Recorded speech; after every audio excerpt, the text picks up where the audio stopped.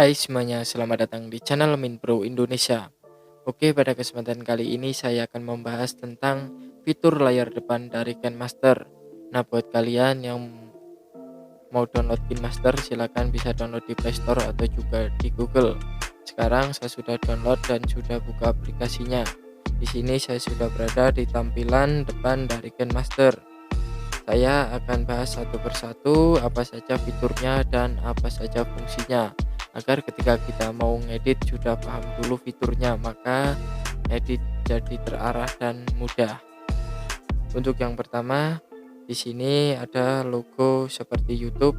Jika kita klik akan menuju ke YouTube-nya KineMaster. Di sana banyak tutorial yang bisa kita pelajari, yang bisa kita coba agar kita semakin meningkatlah dalam hal editing video menggunakan aplikasi KineMaster. Setelah itu kita ke bulatan besar ini. Di sini adalah menambahkan project secara manual. Jika kita klik maka akan muncul aspek rasio yang bisa kita pakai. Misal untuk YouTube, story WA, story Instagram atau juga Instagram. Ini yang 1:1 untuk Instagram, kemudian ini untuk story dan 16:9 untuk YouTube. Setelah itu kita ke toko aset KineMaster. Di sini seperti logo toko atau marketplace. Di sana terdapat banyak sekali aset KineMaster yang bisa kita download seperti tag, efek, transisi, animasi, dan musik juga ada. Silakan bisa kalian coba sendiri untuk memenuhi kebutuhan editing kalian. Kemudian kita ke tanda lonceng.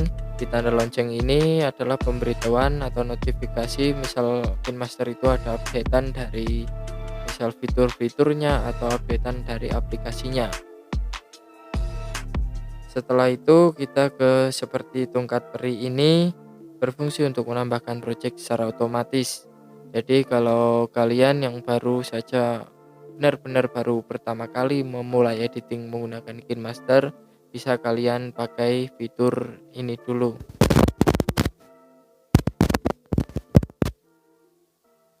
Bisa kalian pakai fitur ini dulu karena kalian akan dipandu dari memulai membuat judul video, menambahkan videonya, menambahkan tema, animasi, teks, musik, sampai kalian ekspor videonya.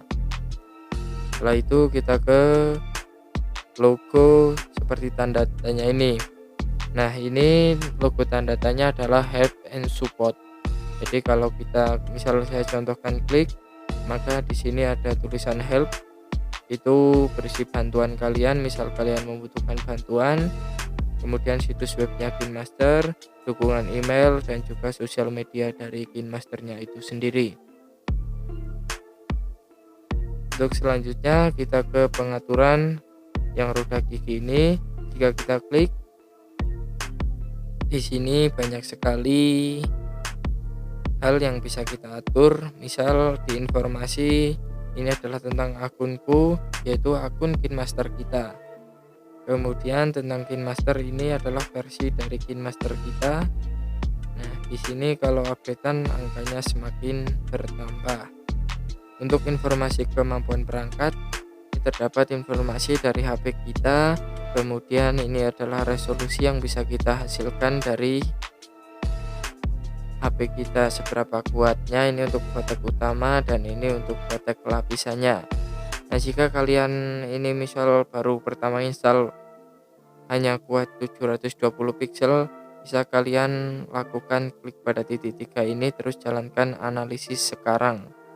Maka dia akan menganalisis HP kita untuk merefresh seberapa kuat resolusi yang bisa kita hasilkan dalam pengeditan video. Oke, untuk selanjutnya di sini ada penyuntingan. Di penyuntingan ini terdapat durasi foto default. Untuk mengatur durasi, misal kita memasukkan foto untuk diedit. Kemudian ini mode pan and zoom. Ini bisa kalian atur, misal mau fotonya pas ke layar atau mengisi layar, pangkas, atau pengenalan wajah. Untuk selanjutnya pada bagian mengurutkan, di sini untuk mengurutkan daftar project kita. Misal sesuai tanggal diedit, tanggal dibuat, atau sesuai nama. Kemudian untuk lokasi file, di sini adalah tempat penyimpanan kita. Misal lokasi audionya mau ditaruh di mana, kemudian video ditaruh di mana, atau fotonya atau pengambilan bingkainya juga sama. Silakan kalian atur tempat penyimpanannya agar kalian mudah menemukan video yang kalian edit atau yang mau kalian edit. Untuk yang terakhir di sini ada lanjutan. Nah, untuk lanjutan ini biasanya kita bisa mengatur seperti untuk izin kecepatan bingkai sampai 60 frame per second, kemudian untuk mengimpor frame sampai 240 frame per second. Silakan kalian coba-coba sendiri, tapi kalau untuk yang baru saja menggunakan KineMaster bisa kalian abaikan untuk fitur lanjutan ini. Oke, mungkin cukup itu saja pembahasan tentang fitur dan fungsi dari tampilan depan KineMaster. Semoga bisa bermanfaat. Terima kasih.